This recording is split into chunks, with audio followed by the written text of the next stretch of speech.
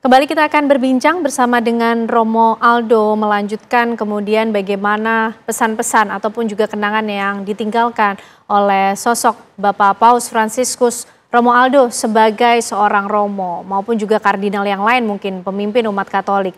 Apa kemudian menurut Romo Aldo dan juga para Romo lainnya pesan spiritual yang coba disampaikan oleh Bapak Paus Fransiskus yang membedakan dengan paus-paus sebelumnya? Baik, terima kasih. Kalau kita perhatikan untuk kami, pesan yang paling penting dari Bapak Paus untuk para imam adalah menjadi gembala yang berbau domba, yang bisa tinggal di tengah-tengah umat, yang bisa mengalami pahit, suka duka hidup umat.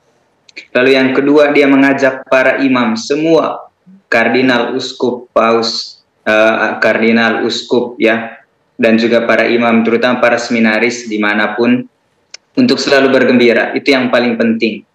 Dia bilang jangan merayakan hidup dengan banyak beban, tetapi selalu tampilkan hidup yang penuh sukacita. Lalu yang berikut, Paus selalu mengingatkan para imam untuk tekankan budaya perjumpaan langsung. Dia bilang dunia kita memang dibentuk dengan dunia sosial seperti yang kita alami hari ini, tapi itu hanya mengasingkan kita dengan dunia yang sebetulnya. Maka pesan penting untuk para imam, untuk para pastor kami adalah membangun kedekatan secara langsung, berjumpa secara langsung dengan umat. Karena itu hidup yang dirayakan adalah hidup yang ada bersama dengan umat, bukan hidup di dunia seperti yang saat ini, dunia media sosial dan sebagainya.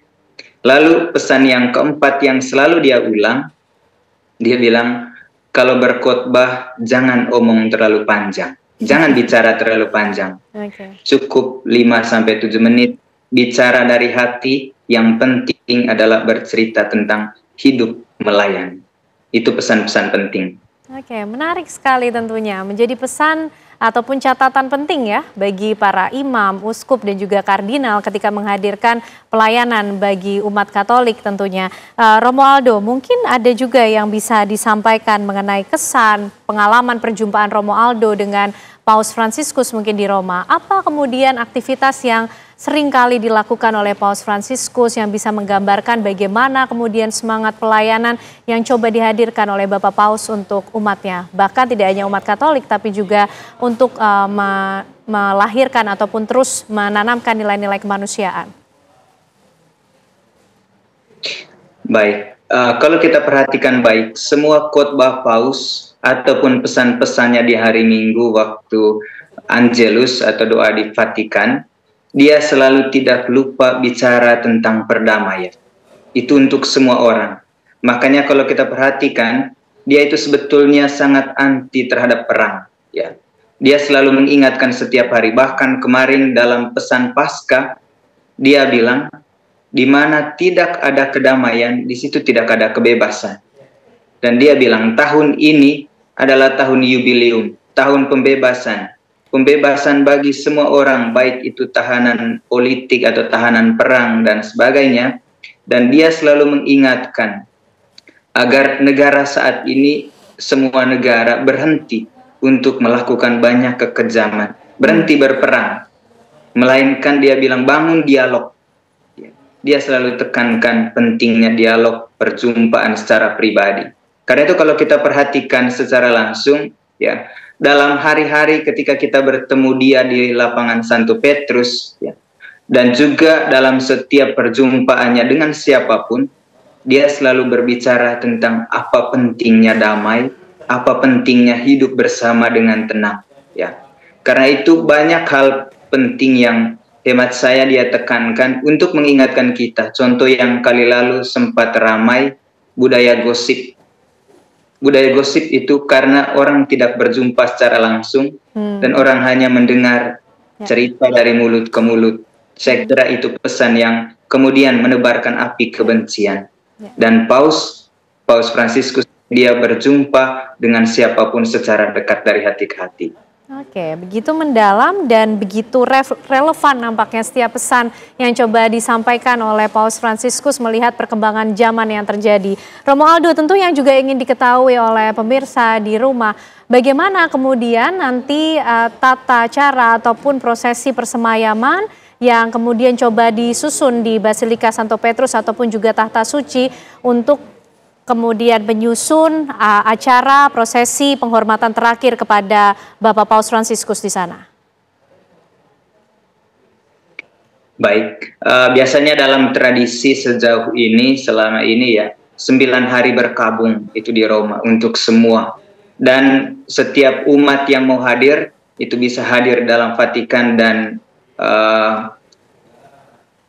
bertemu secara langsung, sebetulnya melayat secara langsung dengan Bapak Suci, berdoa, dan biasanya tata caranya itu selalu ya sama untuk setiap paus kalau mereka meninggal. Tapi satu hal penting yang dipesan oleh Paus Fransiskus, dia bilang, kalau saya pergi jangan ada kemegahan, jangan ada semacam kemeriahan, kemewahan, yang ada hanyalah keagungan. Dia mau ceritakan bahwa yang paling penting untuk dia itu adalah semua orang yang datang perlu berdoa, itu saja. Itu saja kemudian yang menjadi pesan terakhir yang diinginkan oleh Paus Fransiskus begitu menyentuh. Lalu Romo Aldo, rangkaian dari prosesi persemayaman hingga pemakaman dari Bapak Paus Fransiskus nanti seperti apa biasanya akan berlangsung di sana? Baik, biasanya sesudah 9 hari itu diadakan misa bersama, misa pemakaman. Dan beliau waktu masih hidup meminta untuk dimakamkan di Basilika Santa Maria Maggiore.